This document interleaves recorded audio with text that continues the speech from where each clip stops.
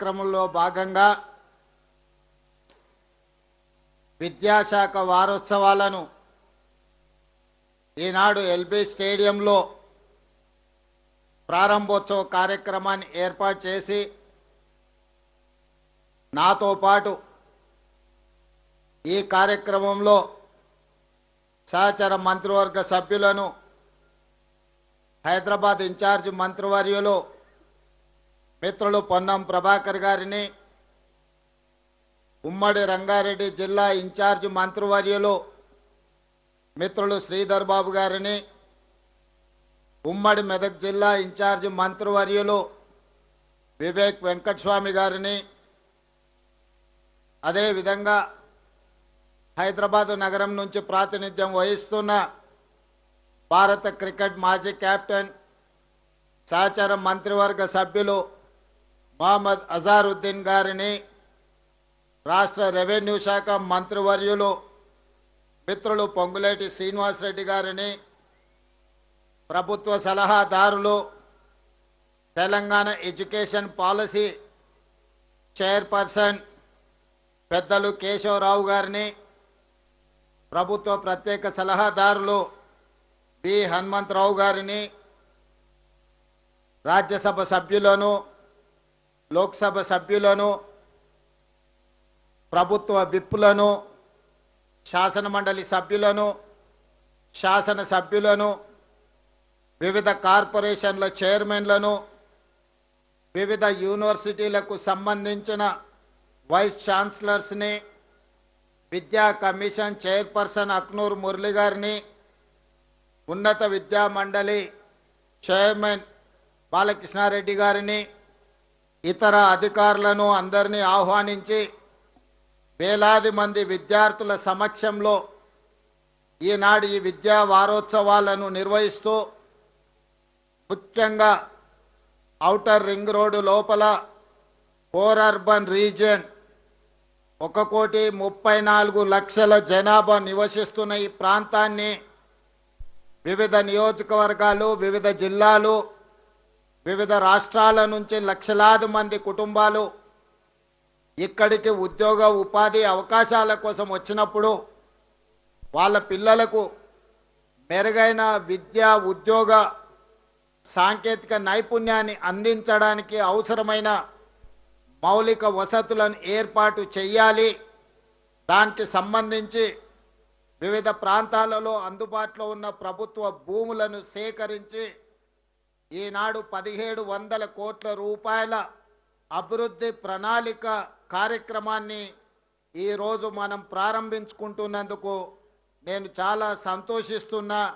విద్యాశాఖ అధికారులను మనస్ఫూర్తిగా నేను అభినందిస్తున్నా. మీరందరూ పెద్ద ఎత్తున చప్పట్లతోని ఈ అధికారులందరినీ అభినందించాల్సిందిగా విజ్ఞప్తి చేస్తున్నా.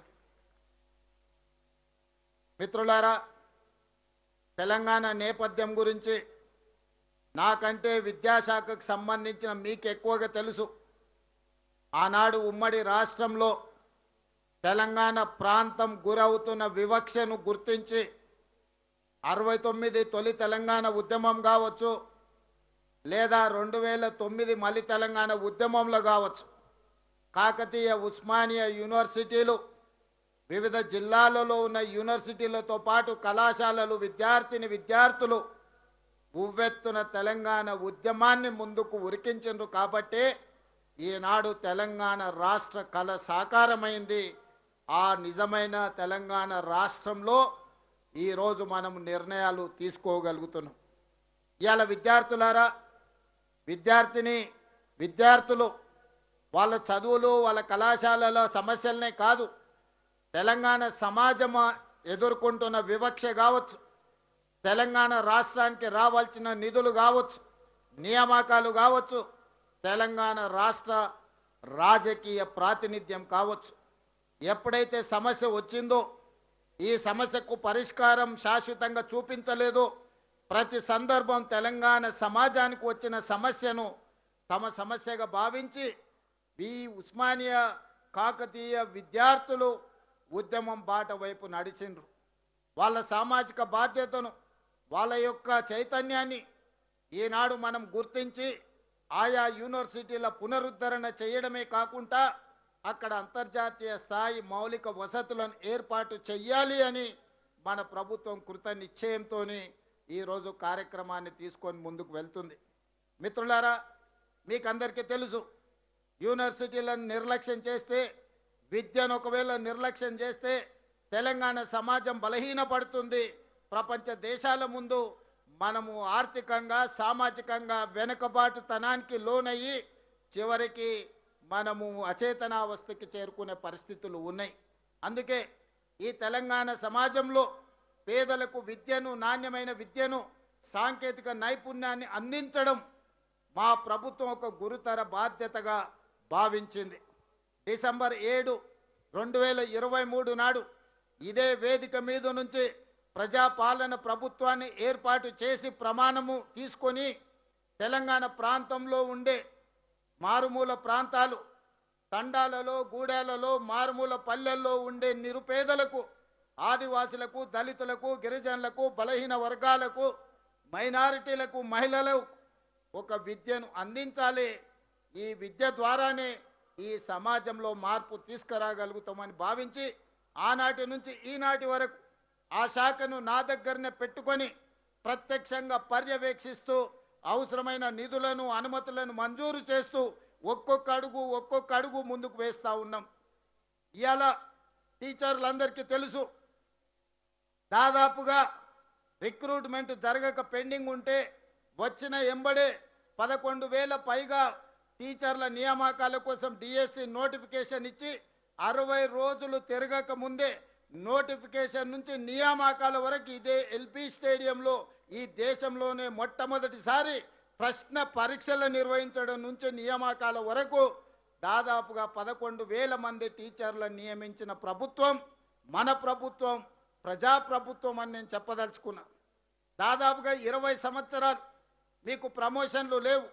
ప్రమోషన్లు లేని టీచర్లు తమ జీవితంలో ఇక ఇదే హోదాలో, ఏ హోదాలో అయితే ప్రభుత్వం ఉద్యోగంలో చేరినరో రిటైర్మెంట్ కూడా అదే హోదాలో జరుగుద్దేమని నిరాశకు లోనైతున్న సందర్భంలో 22,000 మంది టీచర్లకు ప్రమోషన్లు ఇవ్వడం ద్వారా ఈ ప్రభుత్వం మీకు అండగా నిలబడుతుంది, మీ సమస్యల్ని పరిష్కరిస్తుంది అని చెప్పి 22,000 మంది టీచర్లకు ప్రమోషన్లు ఇవ్వడం జరిగింది.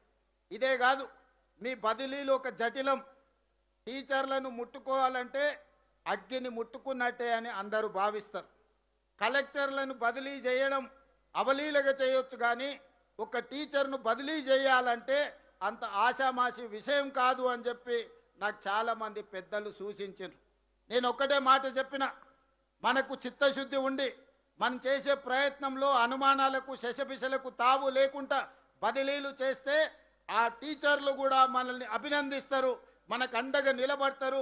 ఎలాంటి వివాదాలు లేకుండానే ఈ బదిలీలను చేయొచ్చు అని మా అధికారులను వెన్నుదట్టి టీచర్ల బదిలీలు 36,000 మంది టీచర్లను చిన్న వివాదం లేకుండా బదిలీలు చేసి మీరు అడిగిన దగ్గరికి మీకు అవకాశం ఇచ్చి పిల్లలకు చదువులు చెప్పే విధంగా ఈ ప్రభుత్వం నిర్ణయం తీసుకున్నది. ఏ ఒక్క చిన్న వివాదం లేకుండా సహకరించిన టీచర్లందరికీ కూడా ఈరోజు నేను మనస్ఫూర్తిగా అభినందనలు తెలియజేస్తున్నా. మిత్రులారా, కొన్ని వాస్తవాలను ఈరోజు మనం మాట్లాడుకోవాలి. ఈ వేదిక విద్యా వారోత్సవాల వేదిక.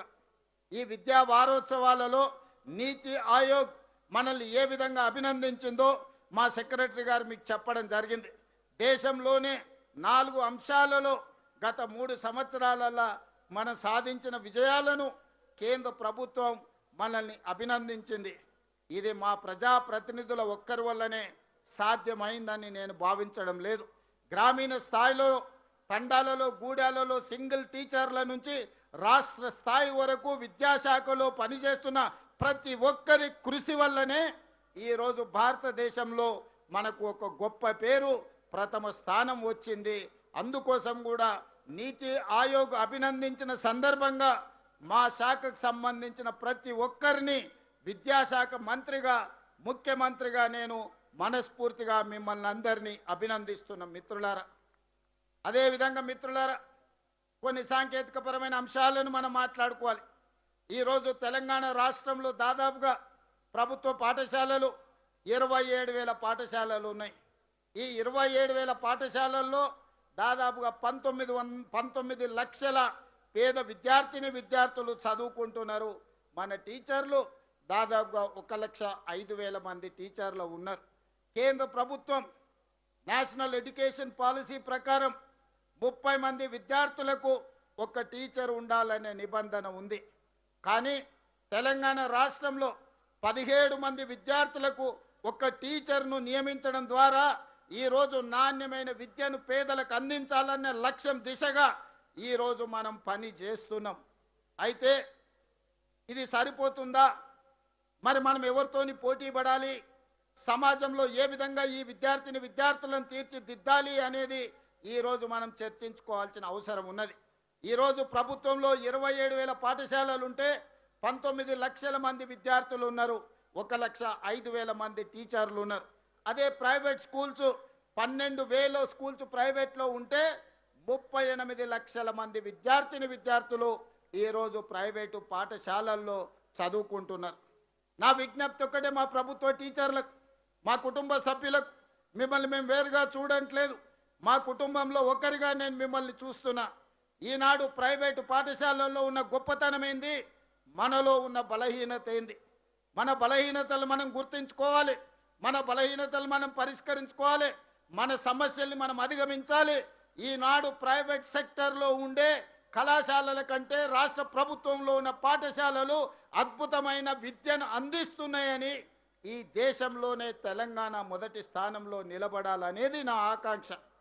మరి దానికి కావాల్సిన నిధులను 26,674 కోట్లు 8.22% రాష్ట్ర బడ్జెట్లో విద్యాశాఖకు నిధులను కేటాయించడం ద్వారా ఏ మాత్రం నిధుల లోపం లేకుండా ఈరోజు రాష్ట్ర ప్రభుత్వం నిధులను కేటాయించడం జరిగింది. భవిష్యత్తులో ఇంకా వీటిని పెంచుకుంటూ వెళ్తాం. మా అక్నూరు మురళీ గారు సలహా చెప్పిండ్రు, వారు నివేదిక ఇచ్చిండ్రు, విద్యాశాఖకు 15% నిధులను కేటాయించాలి అని. కానీ ఒక్క రోజులో మనము 15% కేటాయించలేము. ఇతర రాష్ట్ర ప్రభుత్వ సంక్షేమ పథకాలు, అభివృద్ధి కార్యక్రమాలు ప్రభుత్వం భుజాల మీద ఉన్నాయి. అందుకే పోయిన సంవత్సరానికంటే ఈ సంవత్సరం పెంచినాం, వచ్చే సంవత్సరం ఇంతకంటే అధికంగా ఇస్తాం. 15% విద్యాశాఖకు నిధులు కేటాయించే వరకు ప్రతి సంవత్సరం కొంతగా పెంచుకుంటూ వెళ్ళి విద్యాశాఖకు మొట్టమొదటి ప్రాధాన్యత తెలంగాణ రాష్ట్ర ప్రభుత్వం ఇస్తుంది. తప్పకుండా ఆ శాఖను కాపాడే విధంగా ఈరోజు మనం ప్రయత్నం చేస్తున్నాం. ఇదే కాదు, మీకందరికీ తెలుసు, టీవీలలో పేపర్లలో